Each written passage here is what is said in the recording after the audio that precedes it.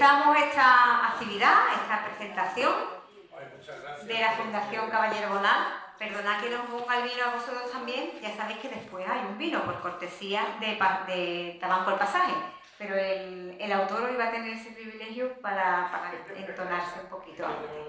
¿Qué tiene la gargantita mala? Eso es que como tiene la gargantita raja, como dicen los flamencos.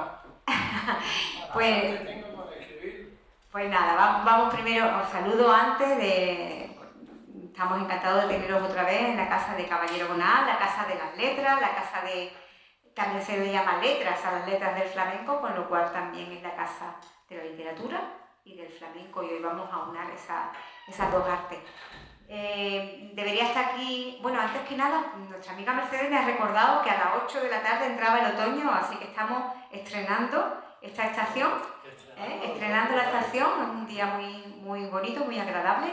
Pronto empezaremos con las actividades en horario de otoño, a partir de octubre, en vez de a las 8 empezaremos a las 7:30, con lo cual, por la luz y todo eso. Y debería estar aquí en esta mesa nuestro querido amigo José Mateo, que le estaré echando en falta, yo también.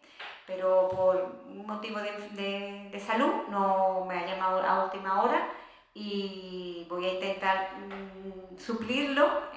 Sé que es muy complicado suplir a Pepe, y más porque además Pepe conoce a Miguel Ángel Arcas, nuestro invitado de hoy, y yo lo conozco poquito. Pero bueno, lo suficiente como para que hablemos. Hacer una faena de aliño bien hecha. Sí, de las que luego salimos con oreja y rabo y todo eso. Así que estamos súper contentos de tenerlo aquí, viene desde Granada. Yo he tenido que tirar un poco de internet y de la... Tenía que haberme pedido que yo te mandara... Sí, pero es que ha sido a mediodía cuando me ha llamado Pepín. Es que ya José Mateo tenía todo preparado. Yo solamente os iba, como siempre, a saludar, a dar la bienvenida y darle paso a José Mateo. Así que, pero bueno, voy a leer un poquito para poneros en situación de quién es Miguel Ángel y de qué va este libro que tenemos aquí, con este título tan bonito, A donde se fue la mar. Creo que sería un título que le gustaría mucho a Caballero Bonal, porque Caballero Bonal tenía en el mar y en la noche dos de los símbolos más repetidos en su poesía. De Miguel Ángel Arcas, antes que nada, os diré que es granadino, que su primer libro de poemas, Los sueños del realista, obtuvo el Premio Nacional de Poesía Miguel Hernández. Asimismo, tiene en su haber otros 4 poemarios: El baile, Llueve horizontal, que también tuvo un premio muy importante, el Ciudad de Córdoba, Ricardo Molina, otro flamencólogo de fuste, Alevosía y Creta. Pero también ha publicado 3 libros de aforismos, con lo cual yo creo que él está bastante cerca en ese espacio y en ese contenido de género de nuestro amigo José Mateo, que es un enorme aforista y muy premiado. Sus libros se llaman Aforemas, Más realidad y Los 3 pies del gato. Y además tiene un diario de memoria que se titula Cuaderno de Choisy. Él dirige, no sabemos todavía hasta cuándo, la editorial Cuadernos del Vigía, que tiene una merecida fama de rigor y de cuidado en cada una de las ediciones que ha ido mostrando al mundo. ¿En cuántos años ya, Miguel Ángel? Pues más de 25 años que la editorial está... Es una referencia en el mundo editorial, sobre todo de las editoriales que cuidan al autor y que cuidan el libro, el objeto libro. Yo creo que es algo muy importante y que las editoriales quizás con más difusión están empezando a perder, incluso las de poesía. Por cierto, dime. Te lo tenía que haber traído, pero te voy a mandar una edición muy especial. Es una edición que se hizo casi manualmente del primer guión cinematográfico que se hizo en España por una mujer, de Concha Méndez. Hombre, la gran Concha Méndez. Sí, señor. Se llama Historia de un taxi. Pues me va a encantar, porque además el año que viene, como tenemos, el siguiente tenemos lo del 27, y queremos hacer una recuperación también de textos de mujeres del 27. Sí, de hecho, en la editorial tenemos una colección dedicada a las mujeres de la generación del 27. Que tengo razón, que es una... Pero te lo voy a mandar porque es precioso, es un desplegable. Pues lo tendremos aquí, lo podemos... a mano, y tiene varios colores con fotografías.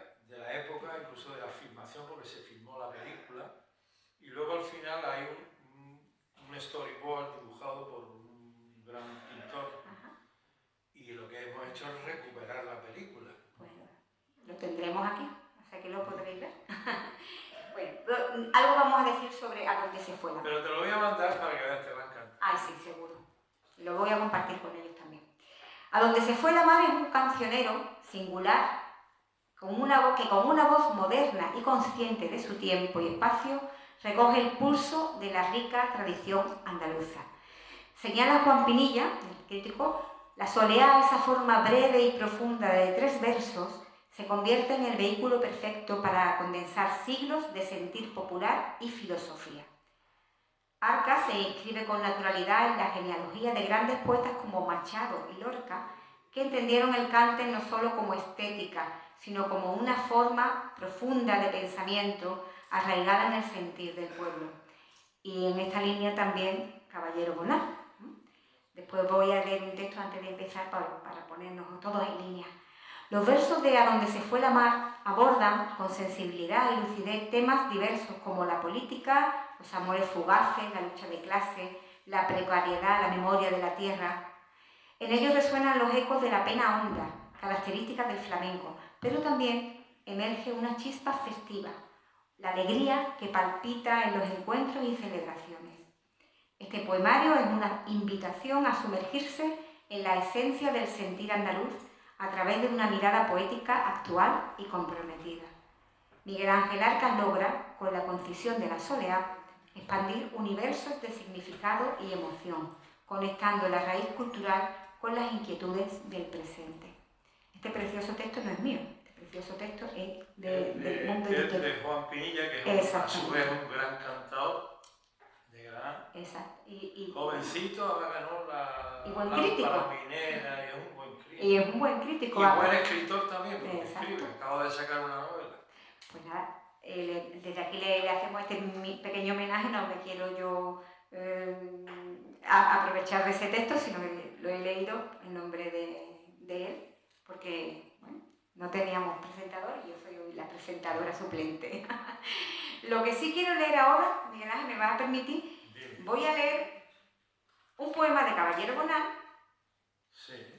que es La soleá, del libro Anteo, que como sabéis está dedicado al flamenco, y donde yo creo que se explica muy bien ese carácter, como decíamos aquí, de la tradición flamenca, pero a la vez la pena honda, digamos, del flamenco, pero que se puede unir a la filosofía, a la sensibilidad, que explica raíces, que explica muchas cosas. No, la soleá no es algo fácil. Yo creo que ahora no te voy a preguntar por qué has utilizado esa medida, pero antes, como homenaje también a nuestro caballero Bonal, el poema Hija serás de nadie, La soleá, del libro Anteo, que es un libro de 1955, si no recuerdo mal, de por ahí. Me fui acercando hasta la lúgubre frontera de la llama, todavía reciente el maleficio. Dioses en vez de hombres arrancaban a la terrestre boca sus rescoldos de mísera epopeya. Ebria mejor que loca era la sed, mientras las jadeantes llaves del amor, la roja flor del vino, el nudoso gemir de la madera, recorrían la vida de un estéril fragor de insurrección. Nunca fue la omnipotencia concebida con más proscritos fueros de humildad. Aquí moría el tiempo, retumbando entre las sometidas deserciones, fugaz la orilla incrédula del alma, inmortal su corriente.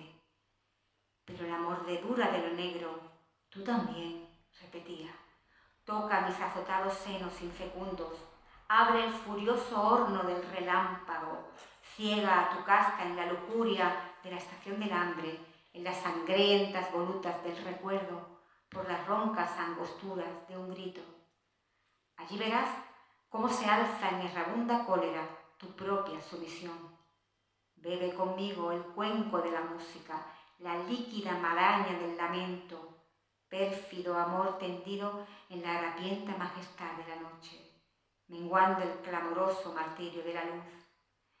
Pero la mordedura de lo negro, tú también, repetía. Hija serás de nadie, laberinto de infamantes asedios, tributaria humillación del llanto, hija serás de nadie, soleá, tan libérrima, que su arma es su yugo, alimentada de tierra, engendrada en la tierra, tanto más alta cuanto más caída. Tú también, como Anteo.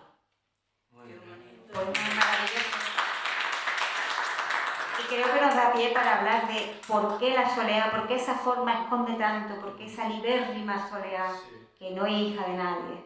Bueno, en realidad, fíjate, en torno al flamenco, yo casi distinguiría entre lo que es la poesía flamenca, que es, digamos, una poesía en donde los temas, los elementos, la guitarra, el baile, el cante, hay toda una serie, digamos, de geografía del flamenco que se puede, y de hecho hay muchos autores que la han tratado de muchas maneras, desde, fíjate, Rainer María Rilke, bueno, por supuesto, los hermanos Machado, Villalón, Gerardo Diego, Alberti, los grandes, y también los más cercanos, como Félix Grande, Quiñones, Caballero Bonal, Luis Rosales, fíjate, hasta Salvago, Juan Peña y hasta José Luis Ortiz Nuevo. Sí, sí.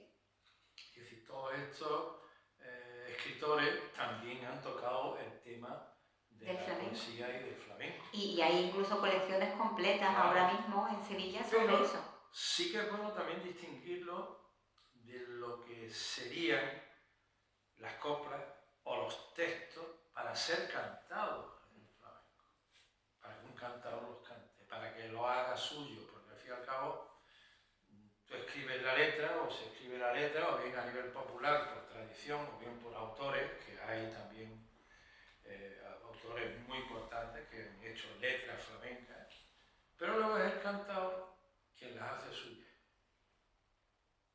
y les da su aire, les da su grandeza, su largura, y eso es muy importante. Yo me he atrevido a hacer este libro, estas letras, entre otras cosas porque, bueno, yo te lo comentaba antes, yo este libro lo he escrito fuera de Andalucía. Yo he estado viviendo en Francia, en París, hasta el año pasado, he estado 6 años. Y allí es cuando te entra de verdad el gusano, es cuando dices, me cae en la leche, mi tierra que está allá abajo, yo estoy aquí. Y como te decía, también he escuchado mucho flamenco y he visto Flamenco París, que es una ciudad, una gran ciudad, que es muy flamenca, curiosamente. Hay muchos espectáculos flamencos en París.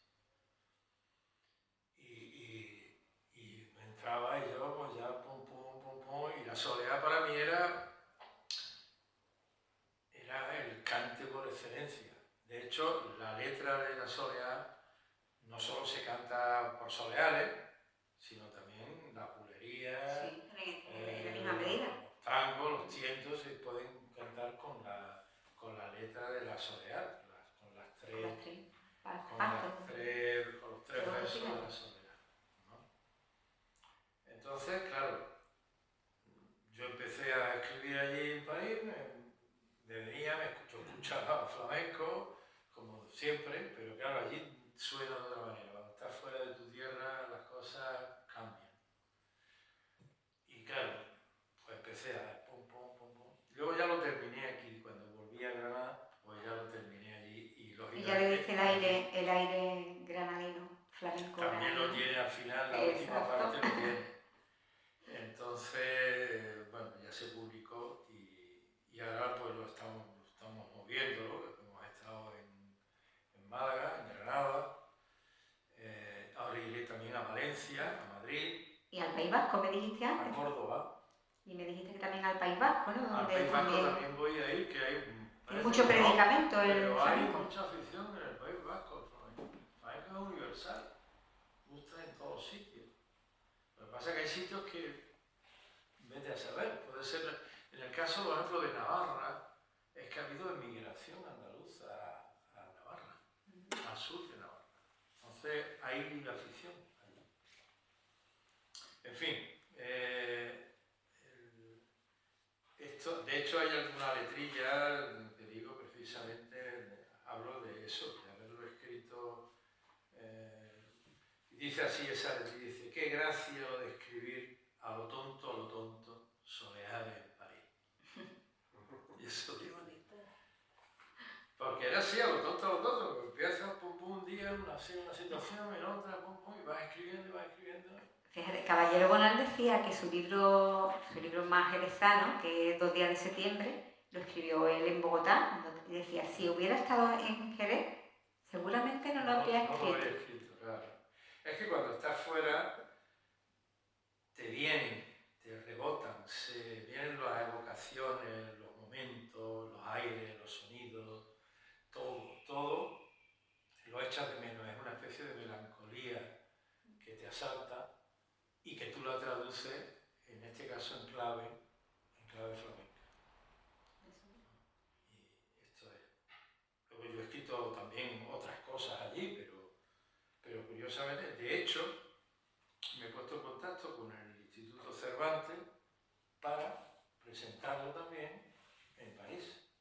Porque creo que al hecho de haber sido escrito en buena parte allí, pues lo merece. Y entonces, pero en este caso sí me voy a llevar un cantador que las cante. Pues Al propio Juan Pinilla, que se venga y las va a cantar. Eso estaría muy bien. Y estaría muy bien que, como te he dicho antes, que tomaba perrate, dijera también de cantarla. Porque lo bueno que podría tener, en este caso esta letra, es que un gran cantador las cantara. Porque si un gran cantador las canta, a partir de ahí empieza a extenderse a otros cantadores, a la gente, se difunde. Pues y así esto lo cuenta ya también. Y pierden tu autoría, porque, ¿no? Decía, sí, claro. Hasta que el pueblo las canta. Exactamente. Las coplas no sé. Eso Manuel Machado lo decía que estando él en una juerga flamenca una noche, pues oyó a un cantador cantar una letra suya. Y ese cantador no sabía que la letra era de él. La mayoría de las letras de Caballero Bonal no se sabe que son de él. Y eso era un orgullo, era una sensación, una felicidad enorme, de saber que lo que tú has escrito está en boca de la gente y lo vive la gente. Y ya de verdad es copla. Claro. De verdad. De hecho hay pues justamente... El libro se lo dedico, te lo comentaba también antes, se lo dedico a mi tío Eduardo Gómez, que bueno, que fue el que desde chiquitito él me empezó a picar, me llevaba a cantes, él los tenía grabados hasta en discos de pizarra. Y luego en el picú de siempre, bueno, yo era chiquitito y me moría. Y yo ya empecé a escuchar aquello. Y luego ya de jovencito, pues iba a los festivales de cante, iba a las juergas, ya al Salmonte, en Granada, a Ventargallo, al otro, al Curro, al otro, en fin, a muchos, y ya vas cogiendo hasta, bueno, y los amigos, el último que también se lo dedico, un gran poeta y dramaturgo, Pepe Heredia Maya, más gitano no se puede ser. Que os sonará seguro porque Joaquín López Bustamante nos ha hablado aquí muchas veces de Camelamos Naquerar, esa obra dramática que él escribió. Desgraciadamente nos dejó una enfermedad neurológica que acabó con él. Pero fuimos muy amigos, yo de hecho le publiqué un libro también. Yo siempre digo, yo me invitaba a ver que había una boda gitana, me decía, venga, vámonos, me metía a la boda. No íbamos. Yo recuerdo también la última vez que Antonio Mairena lo vi con él en el Auditorio Manuel de Falla, allí en Granada. Y fue una maravilla. Luego nos íbamos a los toros, etc. Era un amigo de verdad del corazón. Y se lo dedico también a él. Y memoria, claro. Y nada, bueno, pues yo no sé qué decir más. No, yo quería preguntarte si... Yo quería preguntarte si tú... Yo tampoco quiero soltar aquí un rollo... No, pero queremos que nos leas sobre todo. Sí. Nos gustaría que nos leyeras alguna de estas soleares y Tú Pero has utilizado la forma de la soleá, pero también has utilizado los temas de la soleá, porque la soleá tiene... los temas son muy variados. Muy variados. Hijas se las de nadie. De hecho, los temas, hay temas políticos, efectivamente, hay los temas, vamos a llamar más clásicos, sentimentales, amorosos, y luego otros mil y un, digamos, aspectos de la naturaleza humana que están ahí, ¿no? Y también uso el humor, porque aunque la soleá, el cante por soleá, no es precisamente un cante festivo, pero la soleá como poema, como letra, sí se puede utilizar en una jinglería, en tiento y en otros palos. Con lo cual, pues sí puede encajar perfectamente letras que tienen un punto de humor. Eso le da cierta modernidad también a esta soleá tuya. ¿Leno alguna de así? Bueno, pues que tenga un puntito de humor o de ironía. Sino humor y ironía. De todas maneras, el tema del flamenco es algo curioso porque, bueno, yo no voy a hablar en Jerez, no voy a sentarme aquí, que aquí, si, como digo yo, si el flamenco es una casa, Jerez es la cocina de la casa. Aquí se cocina. Es donde se cuecen las habichuelas. Entonces yo no voy a venir aquí a darle lecciones a nadie, pero sí es verdad que el flamenco, bueno, pues es un fenómeno de la cultura nuestra, que además tiene un lenguaje muy propio. Tiene el lenguaje, digamos, el andaluz, que es una modalidad del castellano, del español, pero en el flamenco también está el caló, y también el lenguaje de la germanía, el lenguaje de las cárceles, del preso, es decir, todo eso, en menor medida, desde luego, pero todo eso está ahí, forma parte de la tradición y digamos, de la verdadera sangre del flamenco, a nivel de la lengua, ¿no? Claro, pues el flamenco no es un cantador, ni un cantante, es un cantador. No es un tocador de guitarra, es un tocador. Pues, y así, pues bueno, pues muchas otras cosas. También hay es decir, el ámbito del flamenco pues está desde la propia casa, el hogar, el ámbito de la vivencia, pero también el campo, las fraguas, las minas, las cárceles, la vida en general. El flamenco está en todos sitios. Sí. Incluso el término flamenco es curioso, yo le estuve dando vueltas a ese tema. Está muy... Y hay una teoría que dice que viene de la época del siglo de oro, cuando vinieron a España los flamencos, los que eran de Flandes, los Flaming. Y de ahí viene... Es una de las teorías. Es una de las teorías que también decían, porque estos que venían eran cantantes, eran los que se dedicaban a cantar. Entonces los que cantaban eran flamencos. Y no necesariamente era lo que nosotros ahora entendemos por flamenco. Eran cantantes. Y de ahí todo se asimiló y de ahí, como pasa con muchas cosas, una cosa lleva a la otra y al final se llaman flamencos a los que cantaban, y en este caso el flamenco, el término flamenco viene de ahí. Esto es una teoría, claro, se han hecho muchas teorías sobre esto.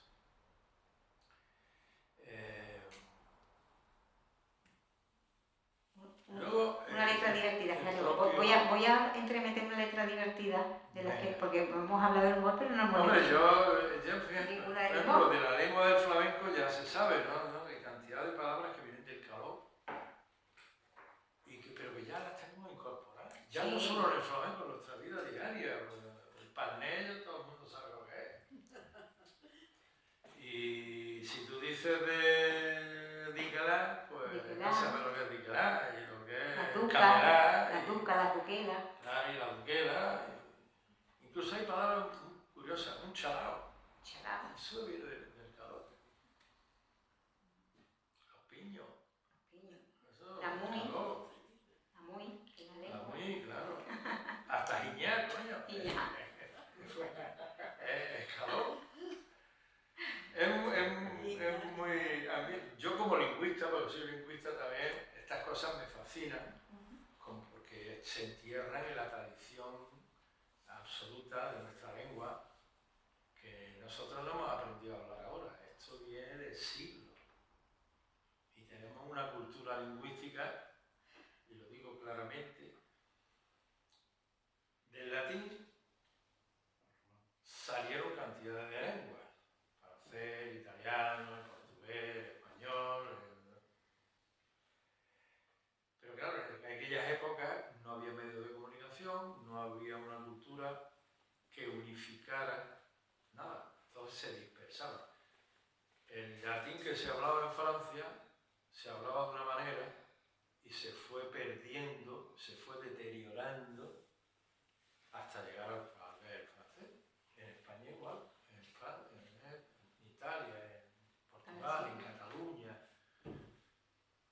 Pero claro, ahora no estamos en la modernidad, en los últimos, lógicamente, siglos, ya la lengua se ha unificado, se han concentrado, se han normatizado, entonces todos hablamos con unas normas más o menos, ¿no? Luego, como siempre, pues hay quien diquela de una manera, quien diquela de otra, quien se le va la pinza, quien inventa. Y sobre todo estamos los andaluces, que hemos hecho de la lengua castellana una manera de hablar única, y que desde el punto de vista lingüístico, si hay una lengua que puede convertirse y transformarse en otra, es el andaluz. Es la lengua más progresiva. Más evolucionado dentro de la lengua romance. Los que peor hablamos el castellano, y digo peor en el sentido lingüístico, no en el sentido de que hemos destrozado más, digamos, toda la normativa castellano hablante y hemos construido una identidad en esa destrucción, porque eso es lo que hace que una lengua se convierta como tal. Entonces, afortunadamente, la riqueza del andaluz, de hecho yo fui a un festival hace unos años, que tengo un infausto recuerdo de él porque pillé la gripe A. Fue en Córcega. Y hacían un festival que se llamaba Cuntorni.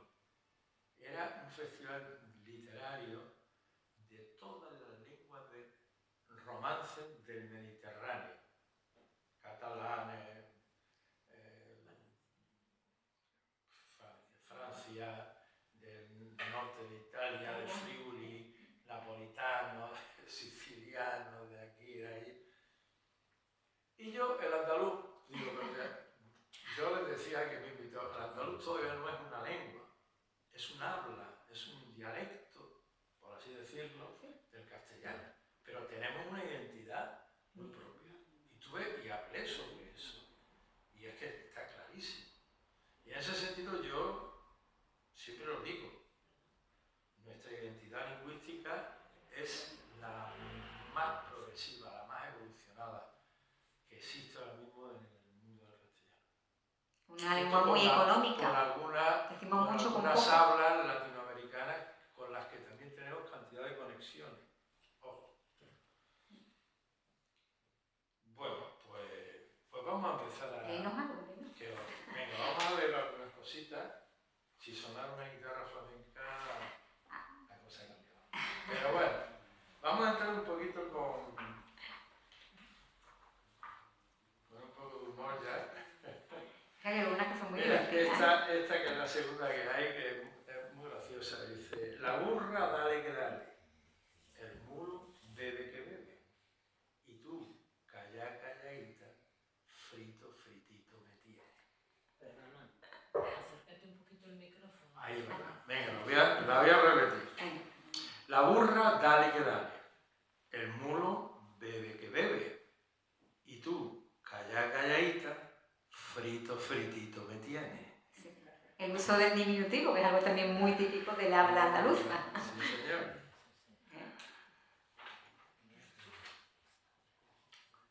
Bueno, pues tú lees también. Sí, yo también. Esta es medio política, pero es divertida. ¿Quién se fía del gobierno? Ni se refresca en verano ni se calienta en invierno. Bueno. Muy bueno, muy bueno. Y esta, bueno, no necesariamente con este gobierno, ¿eh? No, el gobierno en general. El gobierno. Con todos. Te quiero con toda mi alma, me decía por la noche con carita de fantasma. Niña, te propongo un trato, encamarnos por placer y salir enamorados. Tiene un punto de modernidad que a mí me agrada mucho. Sí. Hay algunas letras que están escritas especialmente para que las cante una mujer. Y ahora va este, que es una soledad que va con las 3 tercios. Cuando tú vas, yo ya vengo. No es que vaya por delante, es que ya no me entretengo. Lo nuestro no tiene remedio. Si yo tiro por arriba, tú me sales por en medio. Tú quieres ir a la luna y yo quedarme en la tierra. A ver cuándo vamos de una.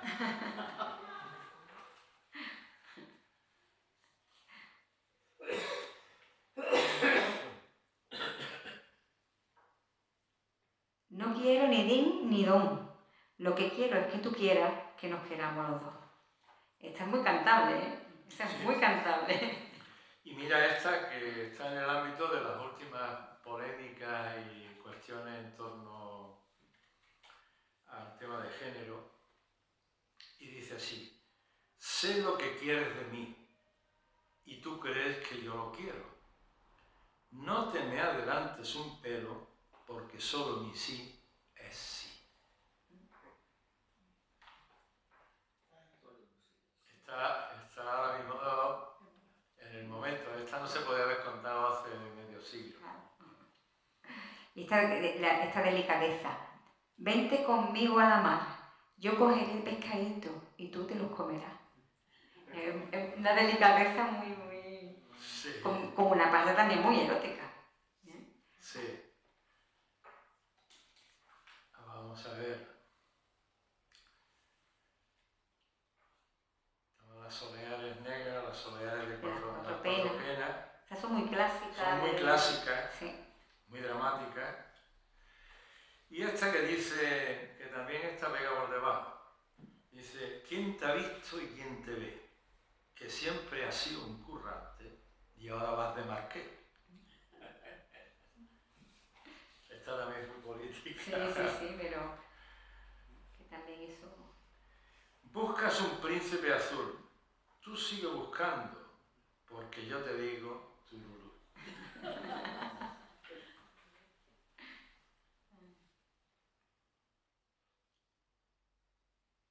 Tírale. Venga, yo voy tirando. Tú tírale.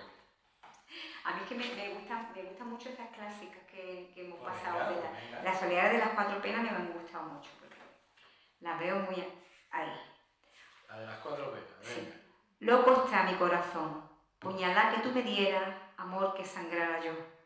Que yo no tengo dolor, que lo que yo tengo dentro ya no tiene solución. Con mal arte y mal bajío, tú a mí me estás obligando a que yo pierda el sentido. Tú nunca me pides nada, ni cariño, ni dinero. ¿Qué será lo que querrás? Qué bonito. Es muy clásico, muy clásico. O sea, esas 4 partes, además, engarzadas, y eso veo yo al Perrate cantando. Sí. Ojalá las cantara el Perrate, porque... Ojalá. A ver si... ¿Tienes tú algunas así? Las de amor son... Sí. Esta, por ejemplo, dice: tu pensar es muy barroco. Nunca naqueras verdades, pero mentiras tampoco.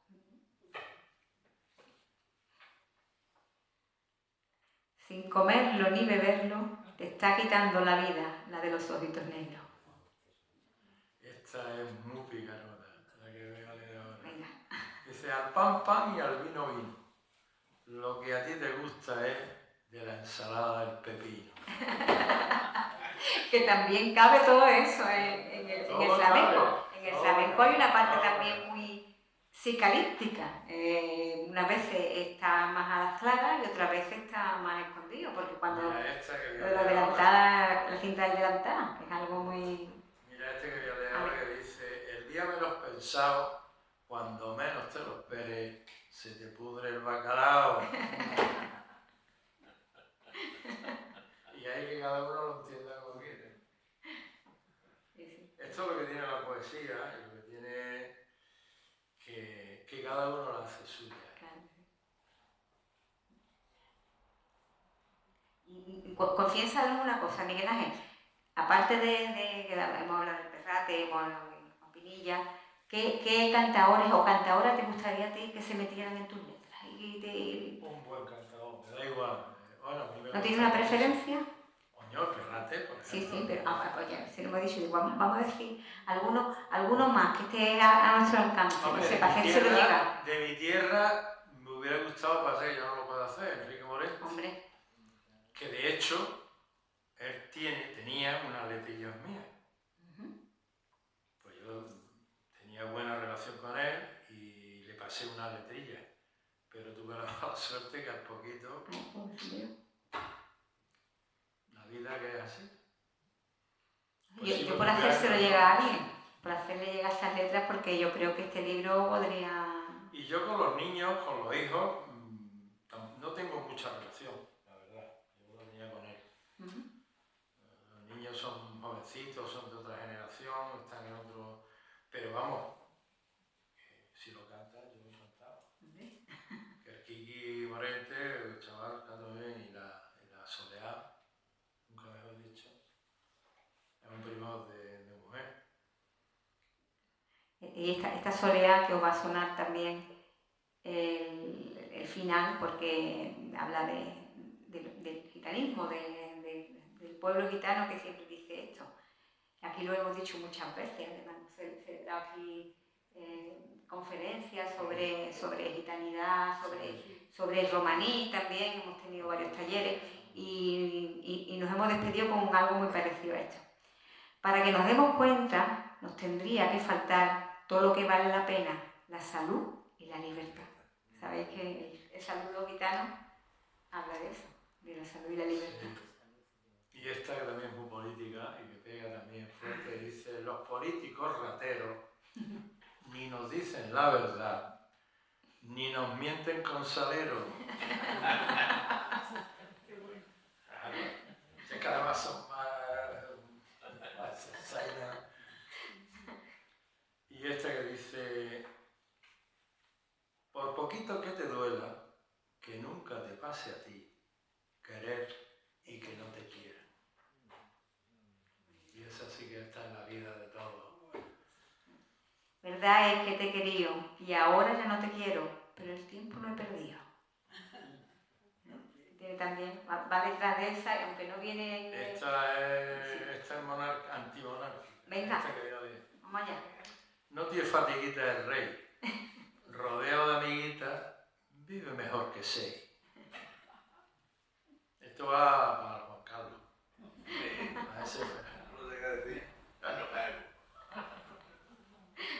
No, que claro, es que ahora tenemos otro rey. Que esto como lo escribiera para aquí, para el infarto. Cuando paso por tu calle, un mapa voy leyendo, para que no diga tu madre que no sé de dónde vengo. Mira, este también es muy bonito. Este se lo escribí yo a una muchacha.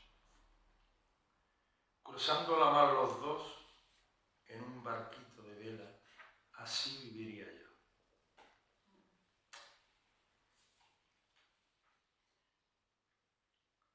Oye, tengo uno que esté muy bestia. Este va dirigido al clero. Venga, vamos allá. Aquí no hay... Que mis ojitos lo vean, que los curas tocan niños, ardan como blava seca.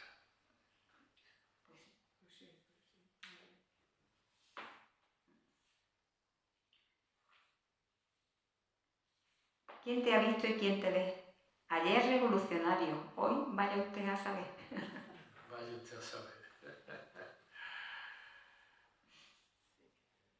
En realidad, si te das cuenta, hay humor, pero es un humor que está atravesado por muchas otras cosas.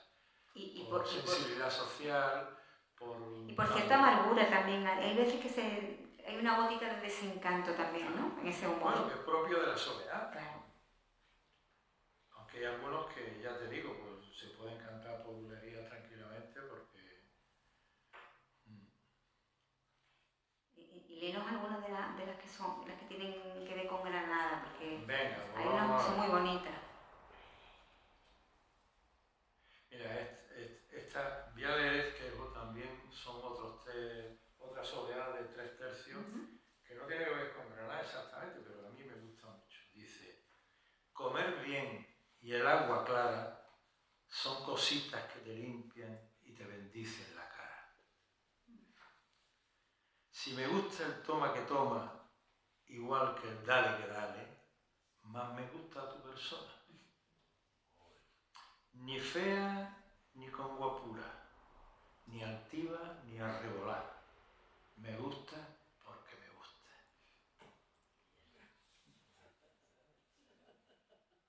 Y esta es un puñazo que... Dice, aunque te mire de lejos, tu marido se retuerce y amarillea de celo.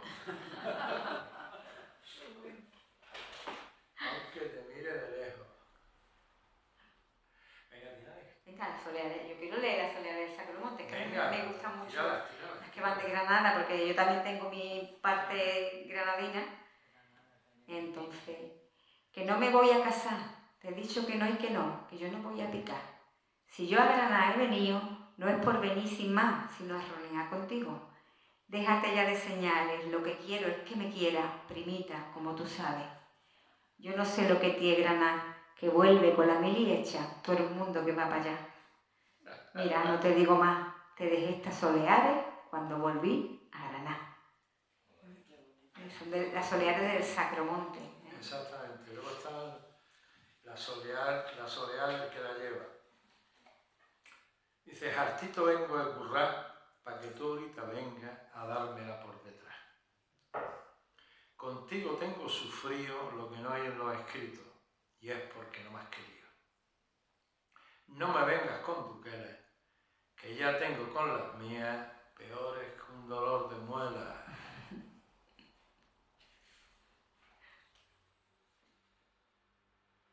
Y hay una que es de una actualidad absoluta. Y digo actualidad, digo desde el punto de vista tecnológico. Si con el chat GPT, andas tú de chalaneo, solo harás el paripé. Así es. Meter en una soledad el chat GPT.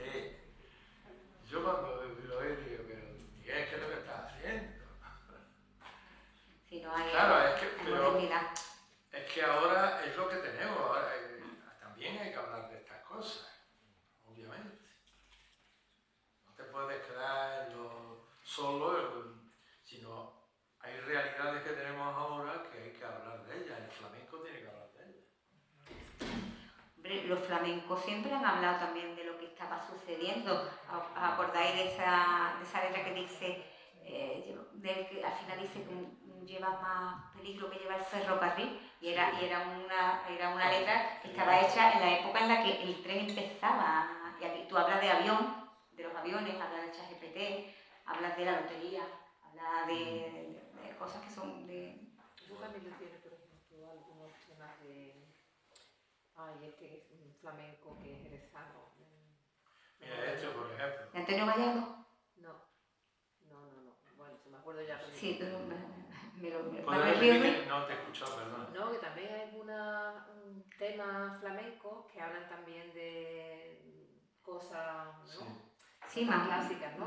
Más modernas. Bueno, acordaros de cuando cantó José Merced Las Pilas Alcalinas. Que lo criticaron mucho, pero bueno, yo no veo mal que no, y es que además el flamenco lo fagocita todo. Exacto, se lo come todo, pero se lo tiene que comer bien. Digerirlo bien. Mira esta letrilla. Esto también es que lo digo porque en Granada también tienen la cosa guasa, con los trenes. no hay quien entienda nada. Van más cohetes al espacio que trenes van para Granada. Y además solo sabes tú que has venido hoy de Granada y te ha costado El trabajo tren. llegar. Es que Que está más lejos Granada que Londres. El tema del ferrocarril en Granada es que nos tienen pero amargaditos. Se tarda más en llegar a Granada que a cualquier capital de Europa, ¿eh? Os lo digo. Sí, si es que tú coges el tren en Granada, te quieres ir donde sea, aquí en Sevilla, hemos tenido un rato viendo, que te digo yo me bajo del tren, cojo una flor y después me puedo volver a subir al tren, de lo lento que iba. Pues así. Oye, no sé si el público querrá a lo mejor intervenir en algún momento, igual que tú nos has contado los de 11 meses, que está muy al hilo. Bueno, a mí me ha gustado cuando hablaba de, no sé, ese lenguaje. A mí es que me gustan mucho las letras de flamenco porque son tan líricas y expresan tanto sentimiento con un lenguaje tan de la nada, ¿no? Y tan condensado, y tan ¿verdad? condensado. Y me he acordado de una cosa porque un cantante que me gusta mucho es el Capullo de Jerez. Por lo menos cuando es flamenco, ¿no? Que también lo es. Entonces decía, el flamenco tiene que ser analfabeto y salvaje. Entonces eso yo creo que me engancha mucho el flamenco, ¿no? Pues mira estas tres letrillas que voy a leer ahora. Para quitarme las ganas de quererte fui al médico. Ahora te quiero sin ganas, pero eso no tiene mérito. Te veo y no te veo. Si tienes mucho carné, hoy eres guapo, ayer feo. Vete niña con tus penas, que a mí me estás dando tú a mí, amparo de higuera negra. Ese es... La higuera negra, la sombra de la higuera negra. Aquí es amparo, no es sombra. Amparo, sí, el amparo y la sombra de la higuera negra, que dicen que da mala suerte, ¿no? Podéis preguntar si queréis intervenir. Ahí tenemos a otro Arca que te quiere decir algo. Acuérdate. Te voy a hacer una pregunta. Te voy a hacer preguntas para él. Primero me voy a confesar en el sentido que yo he venido aquí por lo que nos une, ¿no? El apellido. Pero me doy mi enhorabuena porque estoy aprendiendo y además me lleva este sentimiento a esta pregunta, ¿no? Dentro de tus magníficas letras que habéis leído, tú tienes para mí dos cargas. Una es la carga académica, que la tienes, y después la carga vivencial. Tú has tenido que vivir intensamente. Entonces, ¿qué parte de carga hay en esas poesías? ¿Cómo la dividirías o cómo me lo explicarías?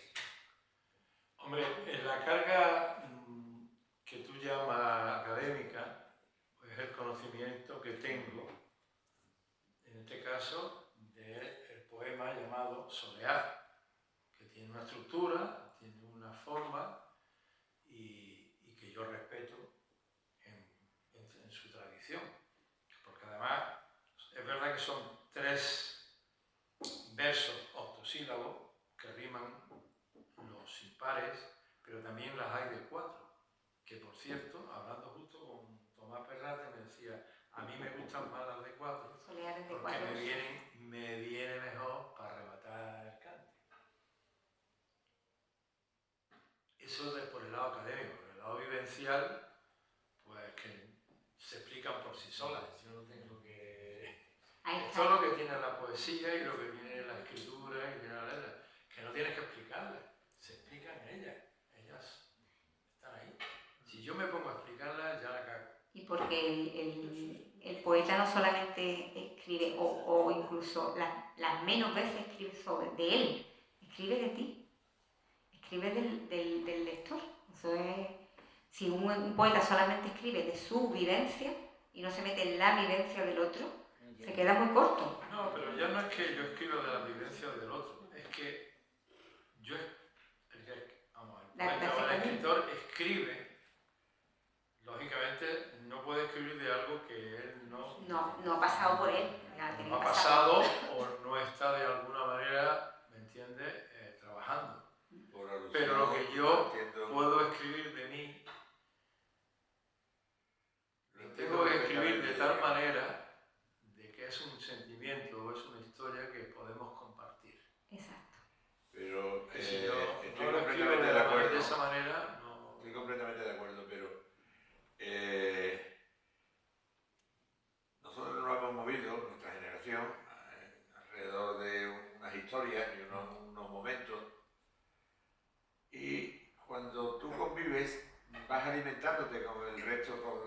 los que te rodean, ¿no? Eso, la sed decía, bueno, Ortega se decía que yo soy yo y mis circunstancias, ¿no? Pero eso es demasiado para mí, ¿no? Yo he visto, por lo que has contado, tu vivencia en el Cerro Monte, tu vivencia flamenca, has viajado, gracias a Dios, por todo el mundo. Entonces, es una forma de educarte y de alimentarte. Entonces, esa alimentación que tú has recibido de tu entorno, de donde tú has vivido, Sí. con quien has vivido, de lo que has aprendido. Entonces, yo que, en mi opinión, que te acabo de conocer, veo plasmado en muchas de las letras muchos momentos que tú has vivido y que tú has sentido y que tú o has mamado o lo has padecido. Sí. Veo que hay mucho de ti ahí, Claro. en esas historias, no lo veo. Por eso te he dicho al principio que estoy encantado de haber venido. Pero que son cosas que yo he vivido, pero que son compartibles. Compartible, claro. Porque lo que yo vivo, ¿entiendes? Hay mucha gente que también, no digo igual, pero puede compartirlo, hacer lo suyo y recrear lo que él ha vivido también, o parte de lo que ha vivido, y se identifica con eso. Es que si no, sería imposible la comunicación y sería imposible justamente el que nos conmoviéramos con la poesía. Ese es el mérito de la poesía, que habla también del lector. Pero también hay una cosa curiosa, y es una cosa que yo últimamente me estoy dando cuenta y ya estoy escribiendo, no en flamenco, pero sí con otros poemas. Y es que yo escribo de lo que no sé. Y escribo justamente para intentar saber.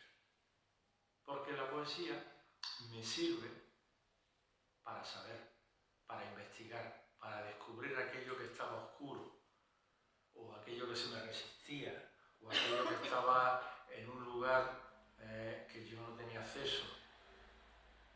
Entonces, en realidad, el poeta es una especie de ignorante que usa la poesía, que la construye justamente para saber, para encontrarse, para conocer el mundo y conocerse a sí mismo. Y eso da igual que sea flamenco como que sea lo que sea. Eso que has dicho es muy potente y lo voy a pensar bastante. Vale. Una búsqueda. Escribir poemas es una búsqueda. Lo que sí estoy de acuerdo, a ver, en una cosa que has dicho antes, uno lee poesía buscándose a sí mismo en realidad. Sí. No pensando ¿Qué le ha pasado a Da igual. Es buscándose uno mismo. Uno se busca a sí mismo cuando escribe y cuando el que lee también se busca a sí mismo cuando lee. Tengo aquí un pequeño poemilla que lo he escrito esta mañana en el tren, porque estoy con esta historia dándole vuelta. Dice, en el poema, por ejemplo el personaje principal, la gran protagonista, es la palabra.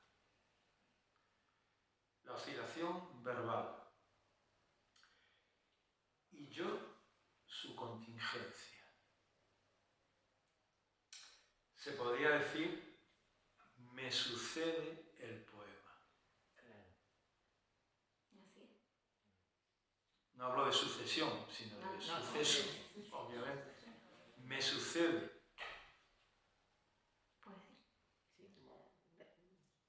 Una posesión, ¿no? No, pero no una posesión, sino que yo lo estoy haciendo, o sea, que me sucede dentro de mí, se hace el poema. Me ocurre a mí. Bueno, yo creo que vamos a ir cerrando porque como una horita que tenemos bastante, nos da mucho que pensar. Lo que pasa es que Miguel Ángel quería leer Acuérdate. De todas maneras, si queréis hacemos una cosa, yo os paso un libro, vais pasándolo y el que os cante lo leéis vosotros. Somos muchos, pero bueno. Sí, pero bueno, cada quien uno. quiera, no tiene por qué leerlo todo el mundo, pero hay alguien que quiere leer alguno. Sí, Pues... ¿tú quieres leer uno? No, yo les voy a decir que a mí me da mucha pena que, claro, se pueda traducir. El que sabe castellano puede entrar en ello, el que esté muy erudito en nuestro idioma, ¿no? Ya no solamente el andaluz, puede entenderlo. Pero un francés seguro que no lo va a entender. Seguro. Bueno, eso es relativo. Pero Es decir, cuando hay una traducción, las traducciones siempre, bueno, siempre se ha dicho traductor, traidor. Traductor. Tú no puedes, el que traduce a otra lengua, escribe en otra lengua, porque la lengua no es lo mismo, nunca va a ser lo mismo. Pero yo te puedo decir que se ha traducido, porque llegué a conocerlo, al traductor chino de Federico García Lorca.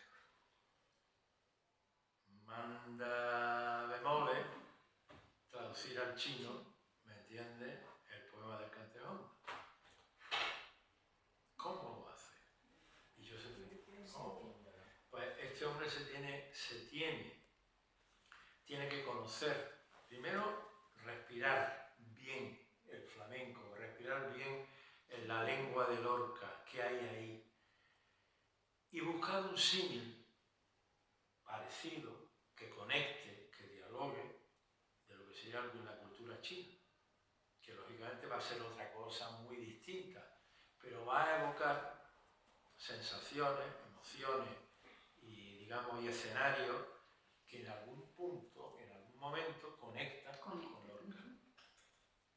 Es que esa es la magia de la traducción, porque si no, pues imagínate. Es difícil, pero se puede lograr. Yo creo que para traducir tienes tú también Que ser poeta. Sí, quien mejor puede traducir a un poeta es otro poeta. Pero, ojo, también es bueno tener las traducciones, si son compartidas, múltiples, mejor. Yo, por ejemplo, yo quiero traducir del francés al español, lo puedo hacer porque conozco el español. No conozco tanto el francés, pero conozco a la lengua a la que voy a traducir. Eso es importantísimo.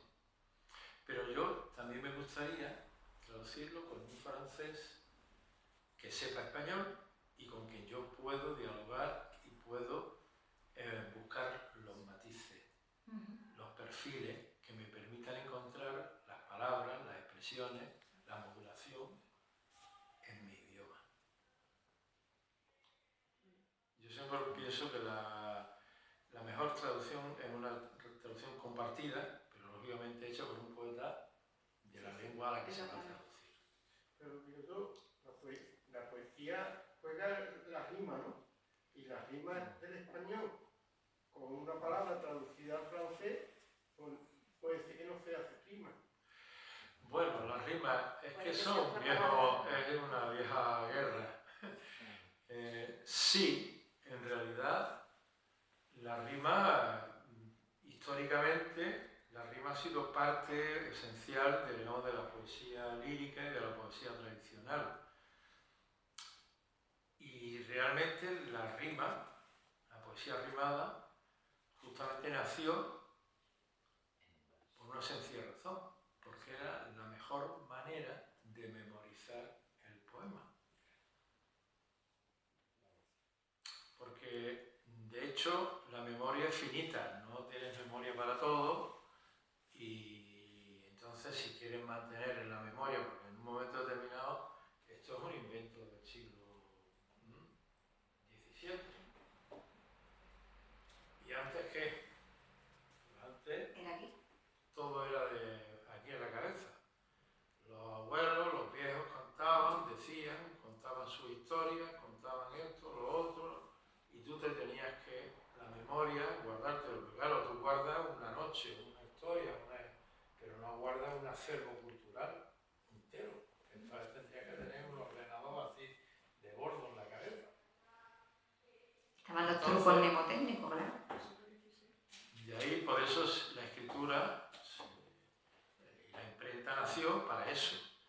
Y la rima se implantó en la poesía lírica como la forma realmente de memorizar armonizar y sobre todo hacer justicia con digamos, con la naturaleza musical que siempre ha tenido la poesía, porque la poesía es rítmica, aunque no rime. Yo, por ejemplo, esto que os he leído antes, no flamenco, lo que os he leído, que a ti te ha gustado, tiene un ritmo. Y lo tiene, ¿por qué? Porque estoy utilizando endecasílabo y heptasílabo.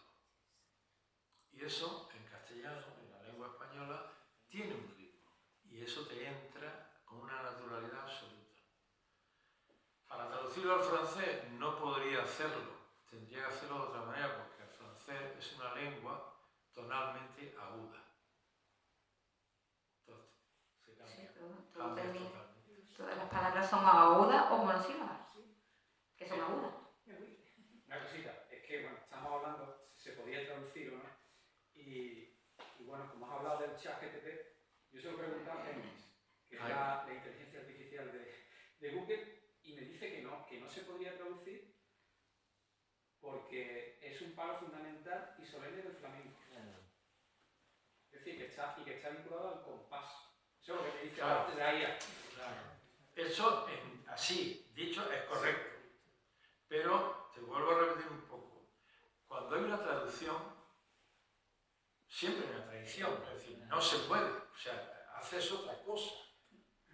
Lo importante de la traducción es cuando, aún haciendo otra cosa, lo que haces en otra lengua tiene una conexión con el original. ¿En qué sentido?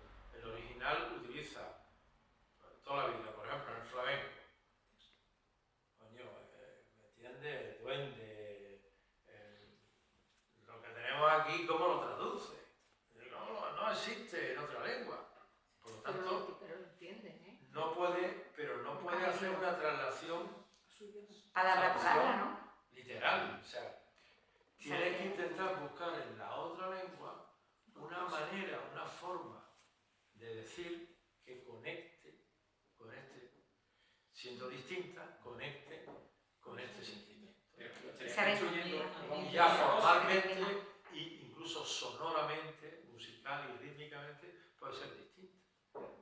A mí me recuerda el ejemplo que ha puesto, pues la traducción de los haikus al español. Y hay uno que ha sido muy controvertido por una sola palabra, de un gran maestro, de Masugasu. Más alto, más alto. Es que no... No puede, perdón. El haiku de la rana. De la rana. Al final, que hace plof.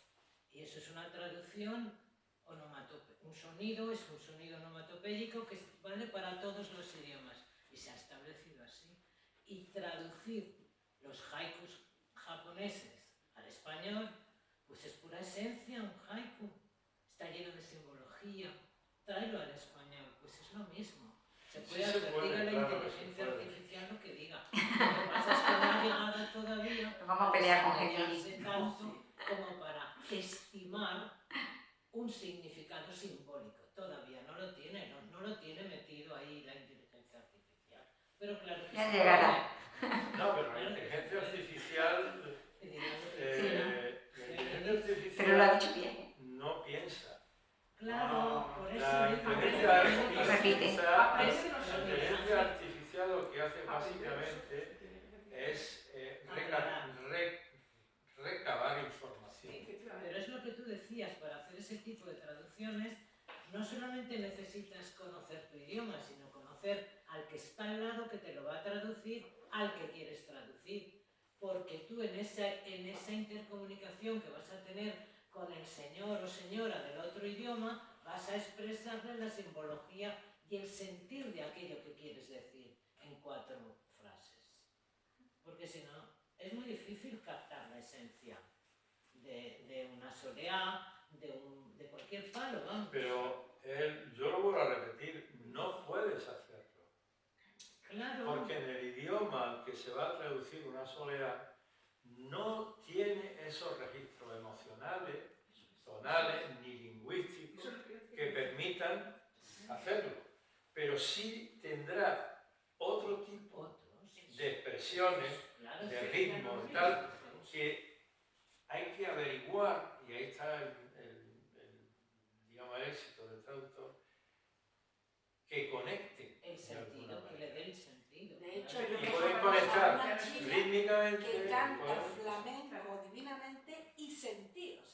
hondo, cante hondo. Es que es muy difícil. Y es porque ella, como a ver, que es china y baila divinamente. Y es que, lógicamente, es lo que tú dices. Claro. Pero es diferente cuando tú escuchas el flamenco. Cuando tú oyes flamenco, te da igual que esté cantando en castellano y que tú no te enteres del sentido, te transmites el sentido. Porque el flamenco llega a cualquier sitio del mundo, como tú bien has dicho, es universal.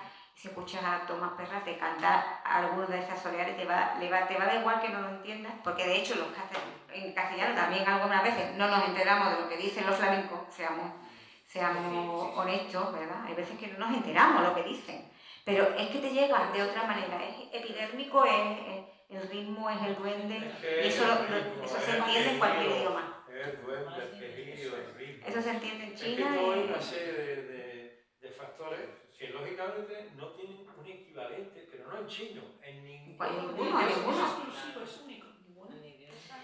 Bueno, vamos a ir dejando porque se nos está haciendo tarde y ha sido muy interesante. Habrá, ¿sabéis? El libro tiene algunos ejemplares a la venta, Miguel Ángel, pero no muchos, ¿no? No sé, Iván. Tiene algunos, no sé. Pero no han venido los... Habrá que tirarle de la oreja del dinero, Es que no sé si es que como hemos tenido ahí un impasse extraño, pero bueno, tenemos algunos libros, ¿no? Yo me traje los libritos, pero bueno, pues digo, voy a llevar unos libros. Si alguien los quiere comprar, se lo puede... Hay unos cuantos, Así que hay cinco primero que lleguen. Y yo le podré echar un garabato, si quieres. Y muchísimas gracias por estar aquí. El jueves tenemos la presentación de un libro inédito del grandísimo Julio Mariscal, que dejó sin publicar y que en Paterna de Rivera han recuperado. Se llama Pueblo y son prosas poéticas, algo que no se había nunca publicado de Mariscal. Así que, y sí que tendremos ese día, porque vienen desde Paterna un poquito de flamenco. Así que el jueves a las 8.